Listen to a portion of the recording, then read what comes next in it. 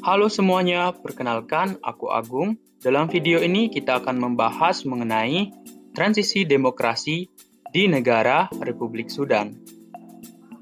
Negara Sudan dengan nama lengkap Republik Sudan merupakan sebuah negara yang terletak di Afrika Utara. Kata Sudan sendiri berasal dari bahasa Arab, Bilad as-Sudan, yang berarti daratan orang hitam.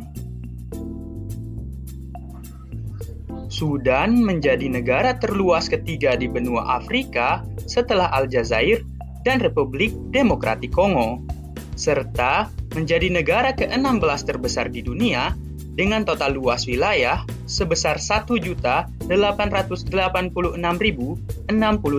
km persegi. Sudan memiliki perbatasan darat dengan Mesir, Eritrea, Ethiopia, Sudan Selatan, Republik Afrika Tengah, Chad, dan Libya. Demokrasi mengalami pasang surut yang nampaknya tidak berujung di Sudan. Pemilihan umum pertama Sudan dilaksanakan pada tahun 1948, berlangsung saat Sudan masih berada di bawah pemerintahan Britania Raya dan Mesir.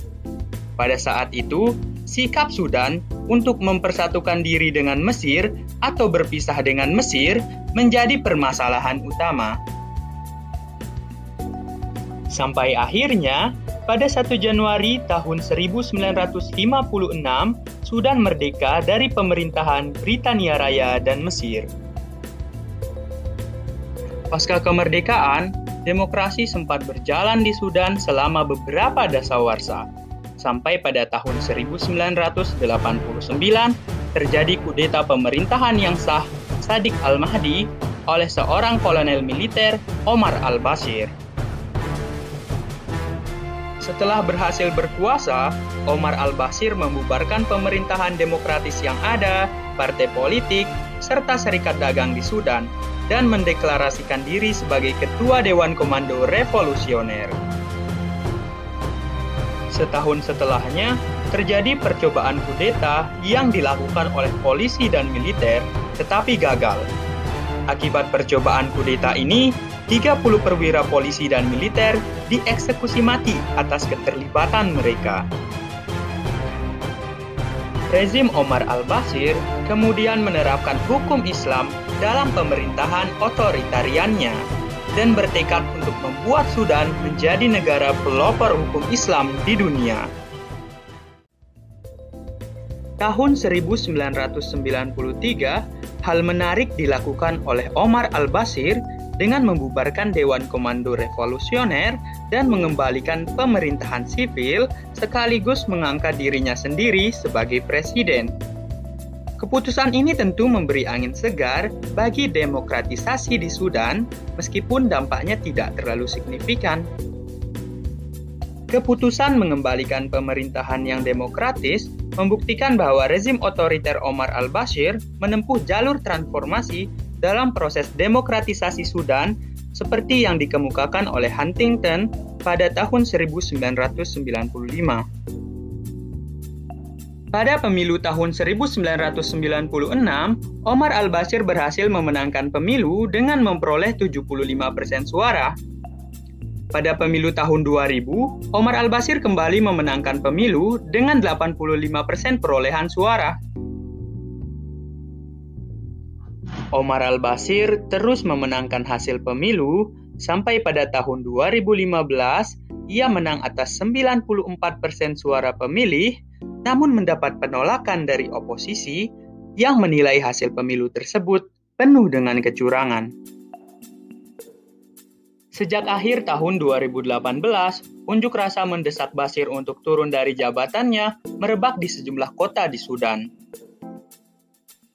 Akhirnya, pada 11 April tahun 2019, rezim al-Bashir digulingkan dengan sebuah kudeta dan digantikan oleh Transitional Military Council atau TMC setelah beberapa bulan gelombang protes yang berkelanjutan.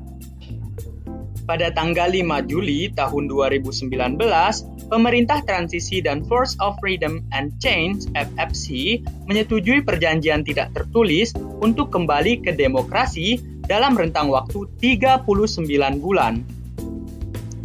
Kemudian, Perjanjian 5 Juli dibuat dalam bentuk perjanjian politik tertulis resmi pada tanggal 17 Agustus tahun 2019. Namun, kedua perjanjian di atas mendapat penolakan dari kelompok pemberontak lainnya dan komunitas jurnalis Sudan, yang menganggap bahwa perjanjian tersebut menguntungkan pihak militer sebagai pemerintah transisi. Pada tanggal 8 September tahun 2020, pemerintah transisi dan FFC serta gerakan pemberontak lainnya memutuskan untuk mengakhiri penggunaan hukum Islam dalam sistem pemerintahan yang telah dijalankan selama 30 tahun oleh pemerintah Omar al-Bashir. Keputusan ini sekaligus mengakhiri Islam sebagai agama resmi di Sudan dan diharapkan dapat mengurangi tindakan diskriminasi yang berlandaskan agama. Pada bab baru kembalinya demokrasi di Sudan, ada perbedaan jalur yang ditempuh dalam transisi demokrasi. Jika pada pemerintahan Omar al-Bashir, pemerintah memprakarsai adanya demokrasi, maka pada pemerintahan transisi militer terjadi negosiasi antara fraksi penguasa dengan oposisi yang berkembang. Menurut Huntington, tahun 1995, langkah ini disebut sebagai jalur transplacement atau jalur negosiasi. Jika Sudan berhasil melewati tahapan transisi demokrasi ini, maka proses selanjutnya adalah konsolidasi demokrasi yang akan membawa Sudan menjadi negara demokrasi seutuhnya. Sekarang, kita sudah berada di akhir video. Semoga informasi mengenai transisi demokrasi di Sudan dapat menambah wawasan teman-teman. Terima kasih, Agung.